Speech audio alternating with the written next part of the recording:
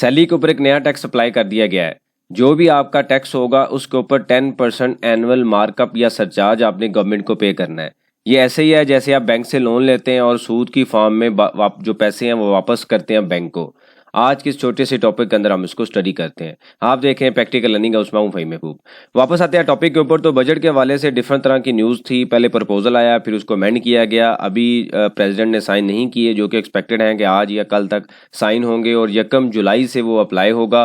तो एक छोटी सी एग्जाम्पल के थ्रू हम स्टडी करते हैं कि जो अमेंडमेंट आई हैं, यानी कि जो दोबारा अमेंडमेंट्स आई हैं प्रपोज बिल में, उसके अंदर क्या चेंजिंग लाई गई हैं। तो हम एग्जाम्पल लेते हैं कि जिनकी अब अच्छा ये जो एडिशन की गई है सैलरी के ऊपर, ये सिर्फ उन लोगों के ऊपर है जिनकी जो एनुअल सैलरी वो 10 मिलियन से ऊपर है। मतलब ये है कि साल की जो इनकम 10 मिलियन से ऊपर है, उनके ऊपर ये अप्लाई किया गया है। तो अगर फॉर एग्जांपल आपकी एनुअल सैलरी 10 मिलियन है, जो इस 10 मिलियन से नीचे नीचे जो सैलरी है उसके ऊपर स्लैब रेट वही है जो इससे पहले हमने एग्जाम्पल में देखे थे। अगर आप यहाँ पे उसको देख लें दोबारा क्योंकि रीकैप के लिए, तो ये 10 मिलियन से पहले पहले जो स्लैब है वो वही है, उसके ऊपर टैक्स अप्लाई नहीं हुआ।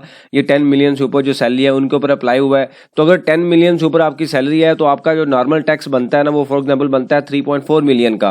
तो गवर्नमेंट ये कहती है कि जिस 3.4 के ऊपर आपने मुझे 10% सरचार्ज भी पे करना है, जो कि ये फिगर है, यानी कि इस फिगर के ऊपर आप 10% लें तो 3,46,500 आएगा। तो आपकी जो टोटल लाइबिलिटी होगी वो 3.8 मिलियन होगी, जो कि तकरीबन 32% बनता है। मतलब अगर आप जो भी कमा रहे हैं उसका 32% आपने गवर्नमेंट को पे करना है। तो ये एक एडिशन की गई है, ये तकरीबन 3-4% की एडिशन बनती है। अगर हम इन टोटल इस इनकम को डिवाइड करें तो ये बनती है तकरीबन पहले इससे पहले 35% था, 30% था, 29% था।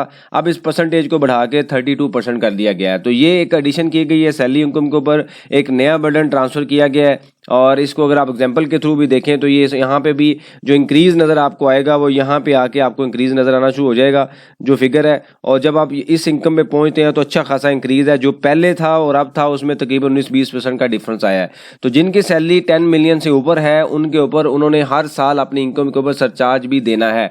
और ग्रेजुअली ये जो सरचार्ज की परसेंटेज होगी ऑब्वियसली आस्ता आस्ता गवर्नमेंट इसको नीचे लेके आएगी, जैसे जैसे ये बजट में या जैसे जैसे उनकी रिक्वायरमेंट होगी रेवेन्यू की। तो इनडायरेक्टली हम कह सकते हैं कि जो सैलरी के ऊपर जो टैक्स का बर्डन है वो बढ़ा दिया गया है। इफेक्टिव रेट इंक्रीज हो गया एज कम्पेयर के जो इससे पहले रेट था या जो पिछले साल में रेट था। प्रपोज जो बिल था उसके अंदर ऑलरेडी रेट ज़्यादा बढ़ाया गया था, लेकिन अब अमेंडमेंट के अंदर उसको फर्दर इंक्रीज कर दिया गया है। इससे रेलिवेंट कोई सजेशन हो, क्वेश्चन हो, मेंशन कीजिए, इसके ऊपर हम डिस्कशन करेंगे ताकि जो लर्निंग का प्रोसेस है कंटिन्यू रहे। थैंक यू वेरी मच, जज़ाकल्लाह। बाय द वे मैंने सैलरी सेविंग के ऊपर 3-4 लेक्चर बनाए हैं कि सैलरी सेविंग के ऊपर जो टैक्स है किस ट्रिक्स के थ्रू हम सेव कर सकते हैं, उसको लाजमी देख लीजिए, हो सकता है वो आपके लिए हेल्पफुल हो। Thank you very much.